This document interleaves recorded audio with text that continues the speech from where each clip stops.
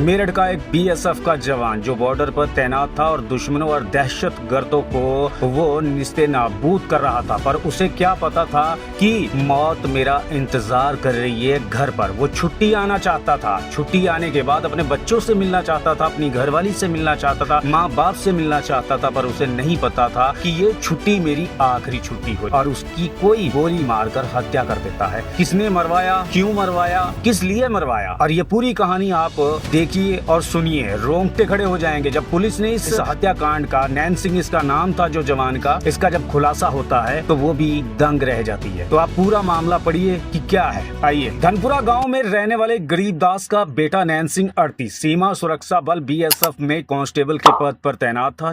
2012 में नैन सिंह की शादी कोमल के साथ हुई थी। उसकी पोस्टिंग पश्चिम बंगाल में थी। वह 6 मार्च को छुट्टी घर पर आया था। 2 अप्रैल को उसे छुट्टी पर वापस जाना था, ड्यूटी पे जाना था। 27 मार्च को नैन सिंह की पत्नी कोमल अपने दोनों बच्चे रिमी 12 वर्ष, आयु 7 के साथ फाजलपुर स्थित अपने मायके गई थी। माँ विमला मेरठ में अपनी बेटी अंजू के घर थी। पिता गरीबदास खेत पर गए थे। छोटा भाई प्रदीप मोदी नगर अपने काम पर था। रात में घर में प्रदीप की पत्नी पिंकी और नैन सिंह दोनों मौजूद थे। नैन सिंह अपने कमरे में सो रहा था, तभी एक अज्ञात युवक घर में घुसा और उसे गोली मार दी। इससे नैन सिंह की मौत के ही पर मौत हो गई। पिता गरीबदास की शिकायत पर इचौली थाना में हत्या का मुकदमा दर्ज करवाया जाता है। एसएसपी अविनाश पांडे ने बताया कि घर वालों ने पहले पड़ोसी पर हत्या का शक जताया, क्योंकि नैन सिंह के परिवार का उनसे जमीन को लेकर झगड़ा चल रहा था। पुलिस ने 4 लोगों को हिरासत में लेकर पूछताछ की तो पता चला कि वारदात के वक्त सभी अपने काम पर गए थे। उसके बाद पुलिस ने अन्य पहलुओं पर जांच शुरू की।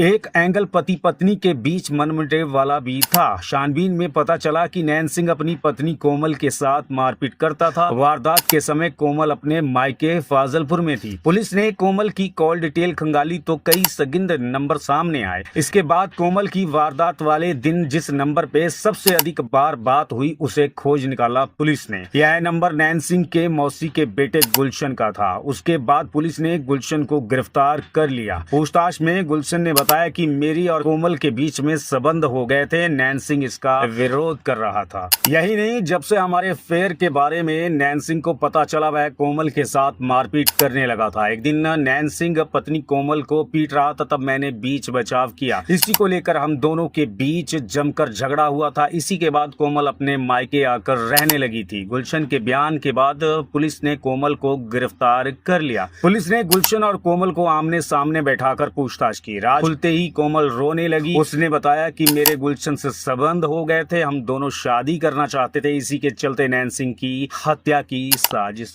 रच डाली। कोमल ने बताया कि पति के झगड़े के चलते मैंने अपने मायके में रहने लग गई थी। इससे बाद मेरी अक्सर गुलशन से मुलाकात होने लगी। इसी बीच कोमल ने गुलशन के साथ मिलकर हत्या की स्क्रिप्ट तैयार की। इसी काम के लिए गुलशन ने अपने दोस्त राहुल उर्फ पवन, गुड्डू और मोन्टू को भी तैयार कर लिया। गुलशन ने नैन सिंह की 6 लाख रुपए में तीनों दोस्तों को सुपारी। तय हुआ कि हत्या करते ही तीनों को 2-2 लाख रुपया मिल जाएगा। पैसा इकट्ठा करने के लिए कोमल ने अपने जेवर तक बेच दी। इसी पैसे से तमंचा खरीद कर दोस्तों को दिया। ये जेवर कोमल को उसके ससुराल वालों ने ही दिए थे। हत्या वाले दिन गुलशन तीनों दोस्तों को नैन सिंह के घर लेकर गया था। खुद बाहर खड़े होकर इंतजार करने लगा। नैन सिंह की हत्या करने के बाद वह सभी वहां से भाग गए। 27 मार्च की रात 1:30 बजे हुई थी हत्या। एसपी देहात अभिजीत कुमार ने बताया नैन सिंह की हत्या 27 मार्च की रात करीब 1:30 बजे हुई थी। घर वालों को 28 मार्च की शाम करीब 4 बजे हत्या के बारे में पता चला। जवान जब घर आता तो वह सोता रहता था। घर वाले भी उसे जल्दी उठाते नहीं थे। पुलिस ने सीसीटीवी चेक किए तो पता चला कि आरोपी 27 मार्च की रात 1:30 बजे नैन सिंह के घर में दाखिल हुए। करीब 1-1:30 बजे हत्या करने के बाद सभी भाग गए। 28 मार्च की शाम जब नैन सिंह नहीं उठा तो उसकी भाभी जगाने पहुंची। जैसे ही उसने दरवाजा खोला तो नैन सिंह का शव बिस्तर पर खून से लथपथ पड़ा था। गुलशन और कोमल इस हत्याकांड के सूत्रधार थे। कोमल पहले से अपने मायके में रह रही थी। हत्या वाली रात गुलशन अपने दोस्त राहुल, पवन, गुड्डू और मोन्टू को लेकर नैन सिंह के घर पहुंचा। वहीं तीनों को वहीं छोड़कर चला गया। सबसे पहले गुड्डू हत्या करने अंदर गया, लेकिन लेकिन वह गोली मार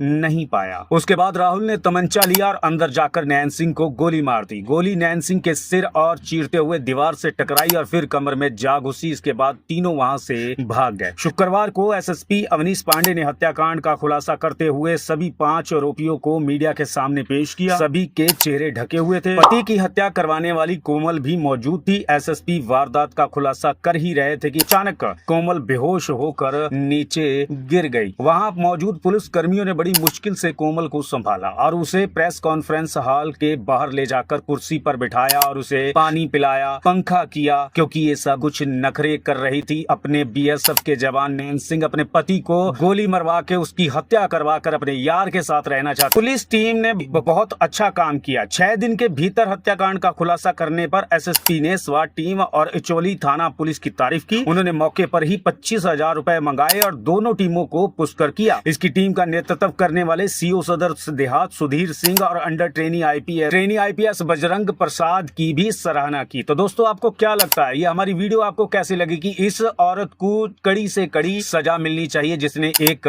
जवान को गोली मरवा दी, उसकी हत्या करवा दी, क्योंकि वो तो दुश्मनों को मार रहा था। यहाँ उसे क्या पता था बेचारे को कि मेरी घरवाली ये साजिश रच रही है, मेरी पीठ के पीछे मेरी ही मौसी के लड़के के साथ अय्याशी कर रही है। इसको सख्त सख्त सजा होनी चाहिए। दोस्तों, आप कमेंट सेक्शन में बताना जरूर कि इसको कौन सी सजा होनी चाहिए। और हमारा YouTube channel SOD crime story को लाइक करें, सब्सक्राइब करें, बेल आइकॉन की घंटी जरूर दबा देना। सत श्री अकाल जी।